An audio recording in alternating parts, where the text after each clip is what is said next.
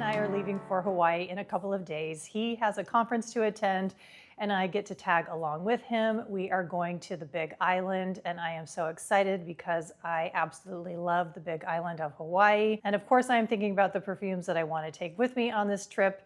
And since it is a tropical destination, I really want to lean into those heady tropical florals. And I have narrowed it down to 3 perfumes that I'm going to take with me, and they are very travel friendly. So the first one that I've decided to take with me is a perfume that I almost always take with me on these types of vacations.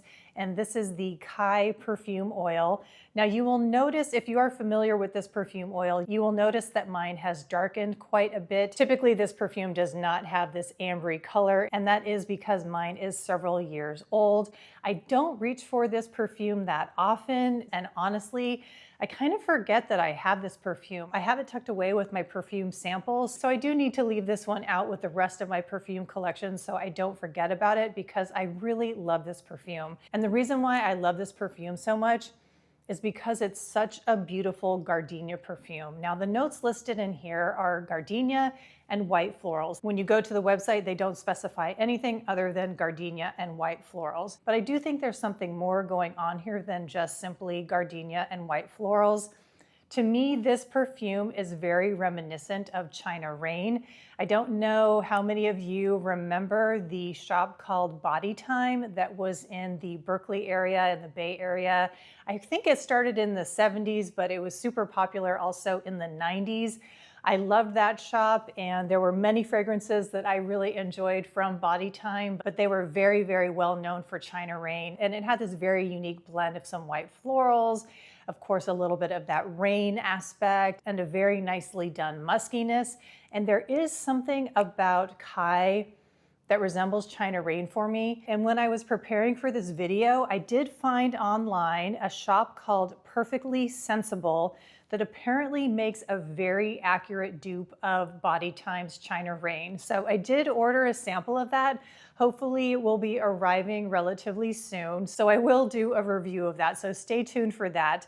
But anyway, this does remind me a little bit of China Rain if you are familiar with that, but the standout note of this perfume truly is gardenia. It's a beautiful, lush gardenia fragrance. I feel like it's quite realistic when it comes to the gardenia in here. And then it does have a little bit of that China Rain musky vibe that I do think kind of sets it apart from other gardenia fragrances. Now, I will say this fragrance is quite linear. Now, I'm totally fine with that. I know what my expectations are when it comes to Kai. So if you are looking for a really beautiful, lush gardenia perfume that has a little bit of that China Rain vibe to it, then you might want to look at Kai. Now, the second perfume that I've decided to bring with me is Child. I don't have a full bottle of Child, but I do have a decant that I received either from the Perfume of Life days or back in the day when you could swap on Makeup Alley. And for those of you who do remember Perfume of Life, which was a chat room for perfume nerds like me and probably many of you, if you remember Perfume of Life, definitely let me know down in the comments. Or if you were somebody who was into swapping on Makeup Alley, let me know down in the comments below, because that was such a fun heyday of fragrance swapping, both on Perfume of Life and Makeup Alley. It was probably back in 2003 to 2005, something like that. It was such a fun time. But anyway, I was lucky enough to get this very generous decant of Child. As you can see, it's not one that I wear very frequently, kind of like Kai. You don't need to wear very much, at least in my opinion. I feel like this has really good longevity. I feel like it has pretty decent sillage. I know that the reviews kind of vary when it comes to that, but for me, I feel like this perfume is quite strong, and I do think that it has really good throw. But anyway, getting back to my frequency of use of this perfume, this is sort of similar to Kai in that I tend to only wear it when I travel to tropical destinations. I also keep this in my sample cabinet, so I really do need to leave this one out where I see it more frequently so that I wear it more frequently. So I do need to give this one a little bit more love, because it is such a beautiful jasmine tuberose fragrance. Now I know that there's a lot of other notes listed in this perfume, but for me, it's truly all about the tuberose and the jasmine. And in my opinion, I think the tuberose is a little bit stronger than the jasmine. And it also has this really unique soapy kind of clean quality. Now, it's not like you've got this bar of soap in your hand. There's something a little bit different about it. It's kind of hard to explain.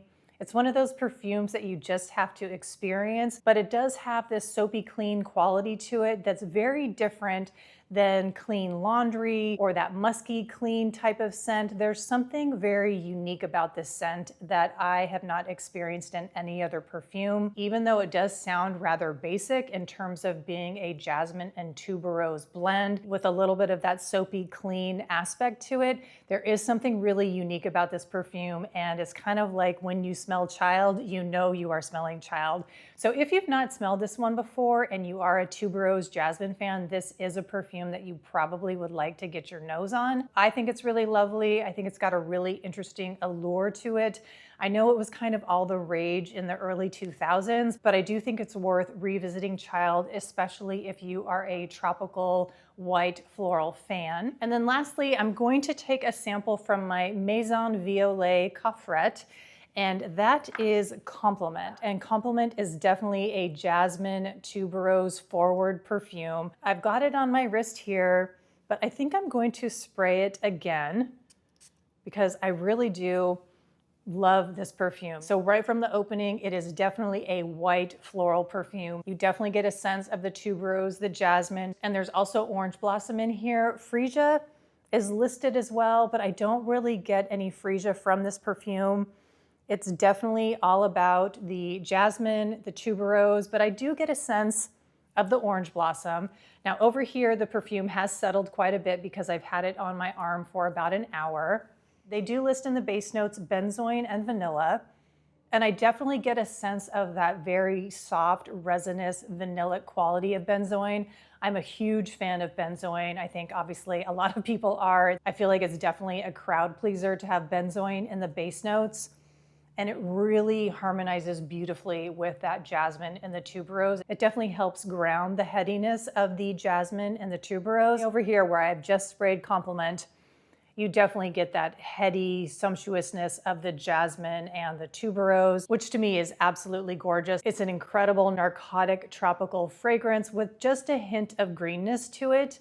And then over here, when things have settled, still feels very tropical, still feels very much like a white floral, but like I said, the benzoin has definitely settled it. It's kind of grounded it a little bit, but I definitely would not say that this becomes like a vanillic type of perfume. I think the benzoin and the vanilla are in the base just to kind of calm things down a little bit, but there's no denying that this is a white floral perfume. So Compliment by Maison Violet is for white floral lovers. And I am so excited to wear this perfume in Hawaii. It'll be interesting to see of the three, which one tends to get more playtime from me. We are going to be there for 8 days. So it will be interesting to see which perfume I gravitate towards the most. I'm so excited to go to Hawaii. I feel really lucky that I get to be a tag along with my husband while he goes to this conference. And again, I just want to say that Kai is really, really beautiful if you are a gardenia lover.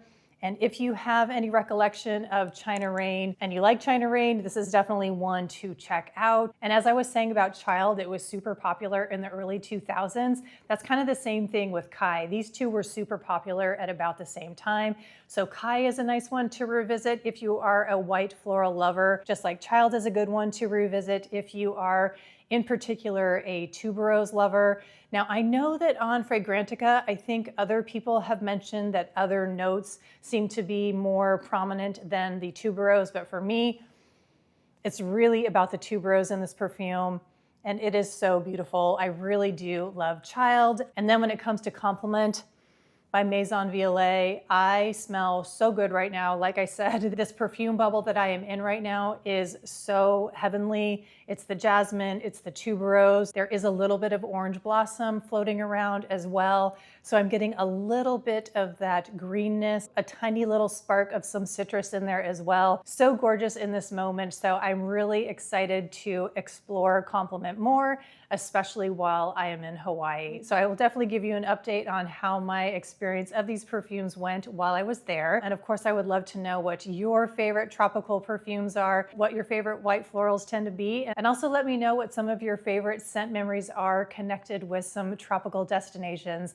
I love to hear from you all down below, and I appreciate your time and for watching this video. If you liked it, give me a thumbs up, and if you have not yet subscribed, I would love it if you would do so, and I will see you soon.